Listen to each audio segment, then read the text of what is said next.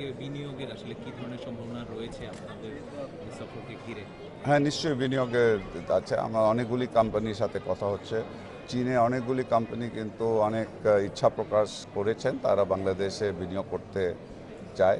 অনেক কোম্পানি যারা এখনও বিনিয়োগ করে ফেলেছেন, তারা তাদের বিনিয়োগটাকে আরও বাড়াইতে চায় এবং আমরা কিন্তু মনে করি যে মাননীয় প্রধানমন্ত্রীর এই সফরে আমরা কিন্তু আশাবাদী যে অনেক বিনিয়োগ বাংলাদেশে যাবে চীন কোম্পানির সাথে।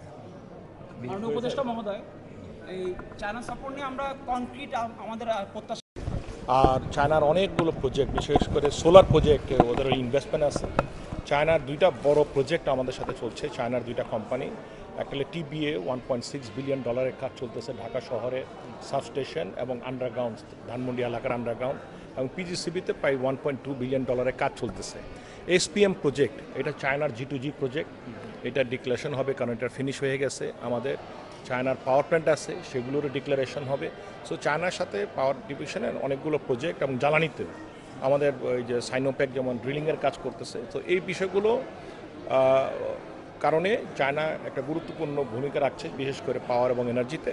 সো যেই কারণে আমরা মনে করছি যে এই পার্টনারশিপটা আমাদের দরকার সবসময়। তাহলে মনে করছেন নিয়ে কি ডিপসি নিয়ে কোনো আলোচনা হতে পারে, যেহেতু আমরা জানি না, ডিপসি তো আমরা ওপেন টেন্ডার করে দিয়েছি, তো টেন্ডারে যারা যারা পার্টিসিপেট করে সেভাবে। Thank you.